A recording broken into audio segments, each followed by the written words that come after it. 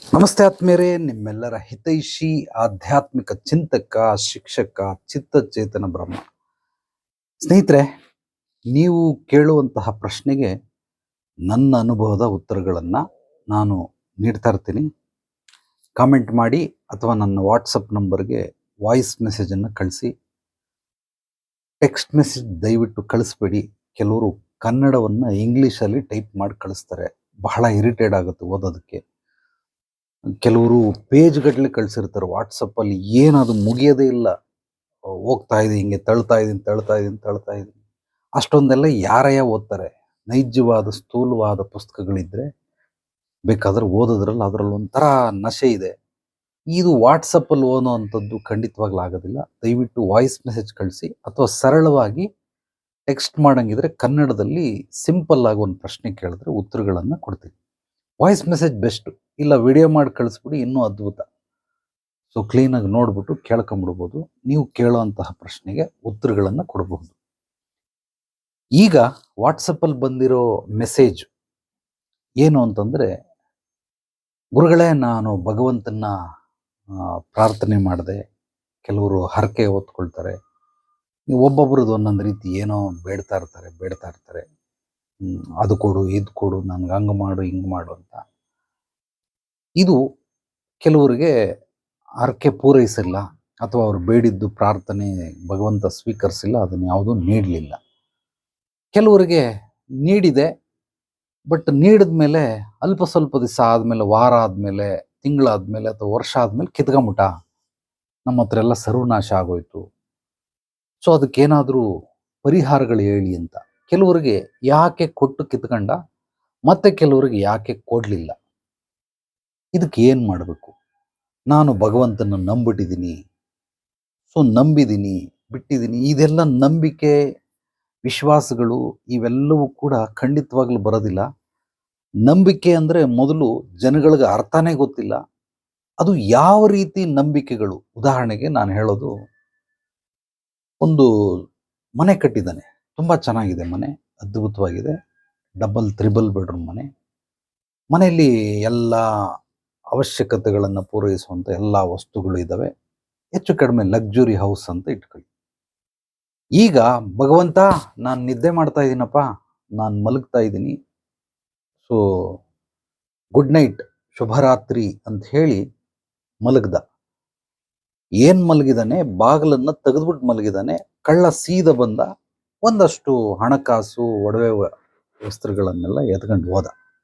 Luxury item ಏನೇನಿತ್ತೆಲ್ಲ ಎತ್ಕೊಂಡು ಹೋದ. ಯಾಕೆ ಹಿಂಗೆ ಮಾಡಿದೆ ಅಂತ ಕೇಳಿದ್ರೆ, ಈಗ ಆ ಶ್ರೀಮಂತ ಮನೆ ಮಾಲೀಕ ಅಥವಾ ಮಾಲಿಕಿ, ಸೊ ಹೆಂಡತಿ ಹೋಮ್ ಮಿನಿಸ್ಟರ್, ದೇವ್ರಿಗೆ ಬೈತಾವ್ರೆ, ಅಯ್ಯೋ ಮುಂಡೆ ಮಗನೇ, ಏನೇನು ಮಾಡಿದೆ ನೀನು? ನಿನ್ನನ್ನು ನಂಬಿಟ್ಟು ನಾನು ಮಲ್ಕೊಂಡ್ರೆ ಹಿಂಗೆ ಮಾಡೋದು, ನೀನು ಕಳ್ತನ ಮಾಡಿಸ್ಬಿಟ್ಟಿದ್ಯಾ, ಹಾಗೆ ಹೀಗೆ ಅಂತ ದೇವ್ರಿಗೆ ಬಾಯಿಗೆ ಬಂದಂಗೆ ಬೈತಾವ್ರೆ. ಮಾಡಿದ ತಪ್ಪು ಇವರು. ನಿನ್ನ ಮೇಲೆ ನಂಬಿಕೆ ಇಟ್ಟು ನಾನು ಬಾಗಿಲು ಮುಖ್ಯ ದ್ವಾರವನ್ನು ತೆಗೆದು ಇಟ್ಟರೆ ಎಲ್ಲ ಒಡ್ಕೊಂಡು ಹೋಗ್ಬಿಟ್ಟ ಅಂತ. ಭಗವಂತ ಹೇಳಿದ್ನ, ನಿಜವಾಗ್ಲೂ ಭಗವಂತನ ಮೇಲೆ ನೀನು ನಂಬಿಕೆ ಇಟ್ಟಿದ್ರೆ ಆ ಡೋರ್ ಅನ್ನೋ ಕಾನ್ಸೆಪ್ಟೇ ಇಡ್ತಾ ಇರಲಿಲ್ಲ.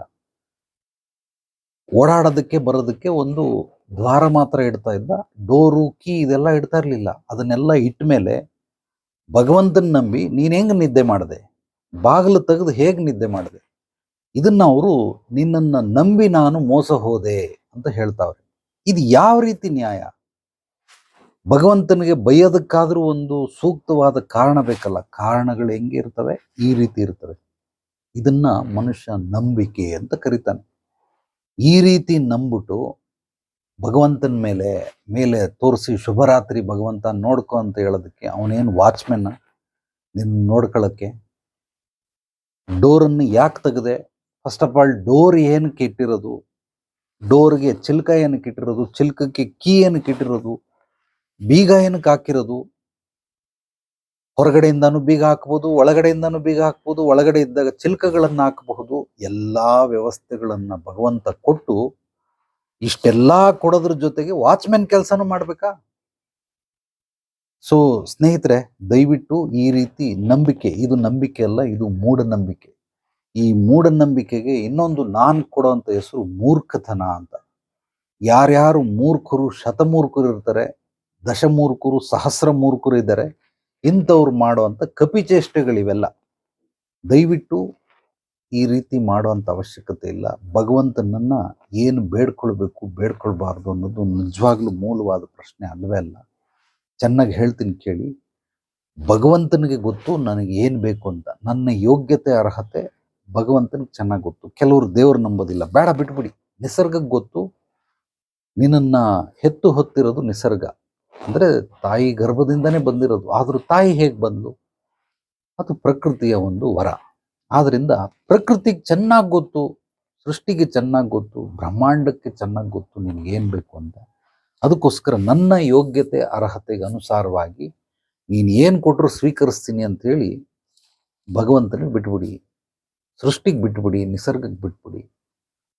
ನಿನ್ನ ಯೋಗ್ಯತೆ ಅರ್ಹತೆಗೆ ಅನುಗುಣವಾಗಿ ಅವನು ಏನು ಬೇಕು ಕೊಟ್ಟೆ ಕೊಡ್ತಾನೆ. ನೀನು ಕೇಳಿದ್ದನ್ನ ಏನಾದರೂ ಭಗವಂತ ಕೊಟ್ಟರೆ ತಾತ್ಕಾಲಿಕವಾಗಿ ಕೊಟ್ಟಿರ್ತಾನೆ, ಕೇವಲ ವಾರಕ್ಕೆ, ತಿಂಗಳಿಗೆ, ಇಲ್ಲ ವರ್ಷಕ್ಕೆ. ಅದಾದ್ಮೇಲೆ ಅವನು ವಾಪಸ್ ಕಿತ್ಕೊಂಡ್ಬಿಡ್ತಾನೆ. ಯಾಕೆಂದರೆ ಅವನ ಇಚ್ಛೆ ಅದಲ್ಲ, ನಿಸರ್ಗದ ಇಚ್ಛೆ ಅದಲ್ಲ. ಆದ್ದರಿಂದ ಅವನಿಗೆ ಬಿಟ್ಬಿಡಿ. ನೀನು ಏನಾದರೂ ಕೊಡು. ಅದನ್ನೇ ಪುರಂದರದಾಸರು ಹಾಲಲ್ಲಾದರೂ ಹಾಕು, ನೀರಲ್ಲಾದರೂ ಹಾಕು, ಹಾಲಲ್ಲಿ ಕೆನೆಯಾಗಿ, ನೀರಲ್ಲಿ ಮೀನಾಗಿ, ಹಾಯಾಗಿರುವೆ ರಾಘವೇಂದ್ರ. ಎಂಥ ಅದ್ಭುತವಾದಂತಹ ಆ ಒಂದು ಸೆಂಟೆನ್ಸ್, ಎಕ್ಸ್ಟ್ರಾರ್ಡಿನರಿ. ಅರ್ಥ ಮಾಡಿಕೊಂಡವ್ರಿಗೆ ಇದು ಪರಮಜ್ಞಾನ. ಒಂದೊಂದು ಪದಗಳಲ್ಲಿ ಎಂಥ ಸತ್ವವನ್ನು ಅಡಕವಾಗಿಟ್ಟಿದ್ದಾನೆ. ನಮ್ಮ ನಾಡು, ಭಾಷೆ, ಜಲ, ಮಣ್ಣು ಅತ್ಯದ್ಭುತ. ನಿಜವಾಗ್ಲೂ ಬಹಳ ಖುಷಿಯಾಗುತ್ತೆ ಕನ್ನಡಿಗನಾಗಿ ಹುಟ್ಟಿದ್ದಕ್ಕೆ, ಕನ್ನಡ ಮಣ್ಣಲ್ಲಿ ಜನಿಸಿದ್ದಕ್ಕೆ. ಕನ್ನಡಾಭಿಮಾನ, ಕರ್ನಾಟಕದಲ್ಲಿ ನಾವು ಹುಟ್ಟಿದಿರಿ ಅನ್ನೋದೇ ಒಂದು ಹೆಮ್ಮೆ. ಒಂದೊಂದು ಪದಕ್ಕೆ ಅರ್ಥಗಳನ್ನು ಹುಡುಕ್ತಾ ಹೋದರೆ ಅದನ್ನು ತಿಳ್ಕೊಂಡಂಗೆಲ್ಲ ಒಂಥರ ಅಮೃತವನ್ನು ಸೇವನೆ ಮಾಡ್ದಂಗೆ ಆಗುತ್ತೆ. ಆದ್ದರಿಂದ ಹಾಲಲ್ಲಾದರೂ ಹಾಕು, ನೀರಲ್ಲಾದರೂ, ಎಲ್ಲಾದರೂ ಹಾಕಯ್ಯ, ಆರಾಮಾಗಿರ್ತೀನಿ. ಯಾರು ಈ ರೀತಿ ಇರ್ತಾರೆ ಇವರೇ ಪರಮ ಸುಖಿಗಳು, ಸ್ವರ್ಗ ಸುಖಿಗಳು. ಸತ್ತ ಮೇಲೆಲ್ಲೋ ಸ್ವರ್ಗ ನರಕ ಅಂತಿಲ್ಲ. ಬದುಕಿರ್ಬೇಕಾದ್ರೆ ನರಕ ಕಂಡ್ಕೋಬಹುದು, ಸ್ವರ್ಗನೂ ಸೃಷ್ಟಿಸ್ಕೊಳ್ಬಹುದು. ಅದಕ್ಕೆ ಭಗವಂತನಿಗೆ ಬಿಟ್ಬಿಡಿ. ನಿನ್ನಿಚ್ಛೆ ಏನೇನೈತೆ ಅದನ್ನೆಲ್ಲ ಮಾಡಪ್ಪ ಅಂತ ಮಾಡ್ತಾನೆ. ಅದು ಬಿಟ್ಬಿಟ್ಟು ನನ್ನಿಷ್ಟ ಬಂದಂಗೆ ನಾನೇನಾದರೂ ಕೇಳಿದ್ರೆ ಖಂಡಿತವಾಗ್ಲೂ ಅದು ಸಿಗೋದಕ್ಕೆ ಸಾಧ್ಯವಿಲ್ಲ. ಆದ್ದರಿಂದ ನಾನು ಏನು ಮಾಡಬೇಕು, ಯಾಕೆ ನನಗೆ ಸಿಕ್ತು, ಯಾಕೆ ನನಗೆ ಸಿಗಲಿಲ್ಲ, ಭಗವಂತ ಯಾಕೆ ಹಿಂಗೆ ಮೋಸ ಮಾಡ್ದ? ಭಗವಂತ ಯಾರಿಗೂ ಮೋಸ ಮಾಡೋದಕ್ಕೆ ಸಾಧ್ಯವಿಲ್ಲ. ನೀವು ಮೋಸ ಮಾಡ್ಕೊಂಡಿದ್ದೀರಾ ಅಷ್ಟೇ, ನಿಮಗೆ ನೀವು ಮೋಸ ಮಾಡ್ಕೊಂಡಿದ್ದೀರಾ. ಭಗವಂತ ಏನು ಮಾಡೋದಕ್ಕೆ ಸಾಧ್ಯವಿಲ್ಲ. ಚೆನ್ನಾಗಿ ತಿಳ್ಕೊಂಬಿಡಿ. ಇದೆಲ್ಲವೂ ಕೂಡ ಮನುಷ್ಯನಿಗೆ ಕಟ್ಟಿಟ್ಟ ಬುತ್ತಿ. ಅರ್ಥ ಮಾಡ್ಕೊಳ್ಳೋದನ್ನ ಬಿಟ್ಟು ಮನುಷ್ಯ ಅಪಾರ್ಥ ಮಾಡ್ಕೊಳ್ಳೋದ್ರಲ್ಲೇ ಹೆಚ್ಚು ಪರಿಣಿತಿಯನ್ನು ಹೊಂದಿರ್ತಾನೆ. ಆದ್ದರಿಂದ ಅರ್ಥ ಮಾಡ್ಕೊಂಡವ್ರಿಗೆ ಬದುಕು ಸರಳ, ಸುಲಭ, ಸಹಜ. ಅರ್ಥ ಮಾಡ್ಕೊಳ್ಳೋದವ್ರದವ್ರಿಗೆ ಕಷ್ಟಗಳು, ಸಮಸ್ಯೆಗಳು, ತೊಂದರೆಗಳು, ಅಡೆತಡೆಗಳು, ಕುಂದುಕೊರತೆಗಳು, ಲೋಪದೋಷಗಳು. ಇದು ಕಟ್ಟಿಟ್ಟ ಬುತ್ತಿ. ಯಾವ್ದು ಬೇಕು ನಿಮಗೆ? ಅರ್ಥ ಮಾಡಿಕೊಂಡು ಸ್ವರ್ಗ ಮಾಡ್ಕೊಳ್ತೀರಾ, ಅಪಾರ್ಥ ಮಾಡಿಕೊಂಡು ನರಕ ಮಾಡ್ಕೊಳ್ತೀರಾ, ನಿಮಗೆ ಬಿಟ್ಟಿದ್ದು. ಆದ್ದರಿಂದ ಹೇಳುವಂಥ ವಿಚಾರಗಳನ್ನು ಬಿಡಿಸಿ ಬಿಡಿಯಾಗಿ ಹೇಳುವಂಥದ್ದು ನನ್ನ ಕರ್ತವ್ಯ, ನನ್ನ ಗುರುಗಳ ಆಜ್ಞೆ. ಆದ್ದರಿಂದ ನಿಮ್ಮ ಏನೇ ಪ್ರಶ್ನೆಗಳಿದ್ದರೂ ಮುಕ್ತವಾಗಿ ಹಂಚ್ಕೊಳ್ಳಿ, ಕಾಮೆಂಟ್ ಮಾಡಿ. ನನ್ನ ವಾಟ್ಸಪ್ ನಂಬರ್ಗೆ ವಾಯ್ಸ್ ಮೆಸೇಜ್ ಕಳಿಸಿ. ನಿಮಗೆ ಏನೇ ಗೊಂದಲಗಳಿದ್ದರೂ ಆ ಗೊಂದಲಕ್ಕೆ ಸ್ಪಷ್ಟತೆಯನ್ನು ಕೊಡ್ತೀನಿ. ಜೀವನದ ಬಗ್ಗೆ ಪಾರದರ್ಶಕತೆಯನ್ನು ಪ್ರತಿಯೊಬ್ಬ ಮನುಷ್ಯ ಅರ್ಥಕೊಂಡಿರಬೇಕು. ಸೋಷಿಯಲ್ ಮೀಡಿಯಾದಲ್ಲಿ ಒಂದು 50% ಏನೇ ಪ್ರಶ್ನೆಗಳು ಕೇಳಿದ್ರೆ ಮುಕ್ತವಾಗಿ ಹೇಳ್ಬೋದು. ಅದಕ್ಕಿಂತ ಹೆಚ್ಚಾಗಿ ಹೇಳಕ್ಕೆ ಸಾಧ್ಯವಿಲ್ಲ. ಯಾಕೆಂದರೆ ಕೆಲವೊಂದು ಹೇಳಿಕೆಗಳು ಎಲ್ಲರಿಗೂ ಅನ್ವಯವಾಗುವುದಿಲ್ಲ. ಸೋಷಿಯಲ್ ಮೀಡಿಯಾ ಅಂದರೆ ಎಲ್ಲರಿಗೂ ಅನ್ವಯವಾಗಬೇಕು. ಒಂದು ರೀತಿ ಸೋಷಿಯಲ್ ಮೀಡಿಯಾ ಅಂದರೆ ಗಣಿತ ಅಂತ ತಿಳ್ಕೊಳ್ಳಿ. 2 + 2 4. ಸೊ 4 × 4 16. ಸೊ ಅದರಿಂದ ಲೆಕ್ಕಾಚಾರದ ರೀತಿಯಲ್ಲಿ ಮಾತಾಡಬೇಕಾಗುತ್ತೆ ಸೋಷಿಯಲ್ ಮೀಡಿಯಾದಲ್ಲಿ. ಅದಕ್ಕೆ 50% ಮಾತ್ರ ಹೇಳೋದಕ್ಕೆ ಸಾಧ್ಯ.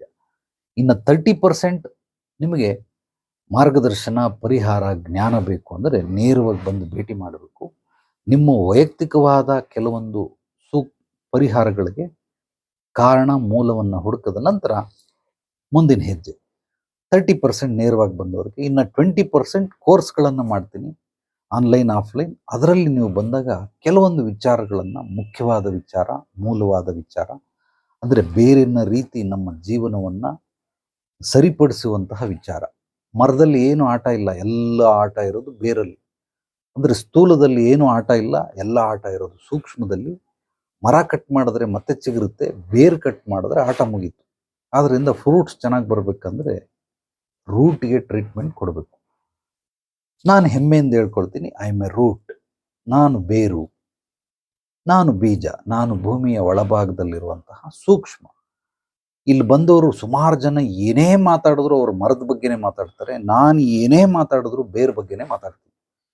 ಆದ್ದರಿಂದ ನಿಮ್ಮ ಪ್ರಶ್ನೆಗಳನ್ನು ಮುಕ್ತವಾಗಿ ಕೇಳಿ, ನನಗೆ ಸಮಯ ಸಿಕ್ಕಿದಾಗೆಲ್ಲ ನಿಮ್ಮೊಂದಿಗೆ ಬಂದು ನೀವು ಕೇಳುವಂತಹ ಪ್ರಶ್ನೆಗಳಿಗೆ ಉತ್ತರಗಳನ್ನು ಕೊಡ್ತಾ ಇರ್ತೀನಿ. ಪ್ರತಿ ಭಾನುವಾರ ಸಂಜೆ ರಾತ್ರಿ 8ರಿಂದ 9 ಗಂಟೆಗೆ ಉಚಿತ ಸತ್ಸಂಗ ಕಾರ್ಯಕ್ರಮ ಇರುತ್ತೆ.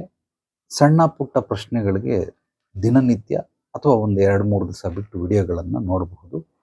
ದೊಡ್ಡ ದೊಡ್ಡ ಪ್ರಶ್ನೆ ಇದ್ದರೆ ಸತ್ಸಂಗ ಕಾರ್ಯಕ್ರಮದಲ್ಲಿ ಅದೇ ವಿಷಯವಾಗಿ ತಗೊಂಡು ಎಲ್ಲವನ್ನು ಸಂಕ್ಷಿಪ್ತವಾಗಿ ಬಿಡಿಸಿ ಎಳೆ ಎಳೆಯಾಗಿ ಹೇಳ್ತಾ ಹೋಗ್ತೀನಿ. ಸೊ ಯಾರಿಗೇನಾದರೂ ಸಮಸ್ಯೆಗಳಿದ್ದರೆ ನನ್ನ ವಾಟ್ಸಪ್ ನಂಬರ್ಗೆ ಐ ನೀಡ್ ಅಪಾಯಿಂಟ್ಮೆಂಟ್ ಅಂತ ಹೇಳಿ ಕಳಿಸಿ. ದಯವಿಟ್ಟು ಕರೆ ಮಾಡಬೇಡಿ. ಒಂದು ದಿನಕ್ಕೆ 100-200 ಮಿಸ್ ಕಾಲ್ ಬಂದರೆ ಎಲ್ಲವನ್ನ ಎತ್ತೋದಕ್ಕೆ ಸಾಧ್ಯವಾಗೋದಿಲ್ಲ. ಕೇವಲ ನೇರ ಭೇಟಿಗೆ ಮಾತ್ರ ಅವಶ್ಯಕ. ಇಲ್ಲಿ ಅವಕಾಶ ಇದೆ. ಫೋನ್ ಸರ್ವಿಸ್ ನಾನು ಮಾಡೋದಿಲ್ಲ. ಇಚ್ಛೆ ಇದ್ದವರು ಹಿಂಗೆ ಕಳಿಸಿದ್ರೆ ನಾನೊಂದು 2-3 ದಿವಸ ಮುಂಚಿತವಾಗಿ ಹೇಳಿದ್ರೆ ಇಂಥ ಸಮಯಕ್ಕೆ ಬನ್ನಿ ಅಂತ ಹೇಳ್ತೀನಿ. ಹೇಳಿರೋ ಸಮಯಕ್ಕೆ ಬಂದರೆ ಖಂಡಿತವಾಗ್ಲೂ ಸಿಗ್ತೀನಿ. ಧನ್ಯವಾದಗಳು. ಎಲ್ರಿಗೂ ಒಳ್ಳೆಯದಾಗಲಿ. ನಾಳೆ ಮತ್ತೆ ಭೇಟಿಯಾಗೋಣ. ಮತ್ತಷ್ಟು ಸತ್ವಭರಿತ ವಿಚಾರಗಳೊಂದಿಗೆ. ಎಲ್ಲರೊಳಗಡಗಿರುವ ಭಗವಂತನಿಗೆ ನನ್ನ ಭಕ್ತಿಪೂರ್ವ ಪ್ರಣಾಮಗಳು. ಸರ್ವೇ ಜನೋ ಸುಖಿನೋ ಭವಂತು. ಶುಭ ದಿನ.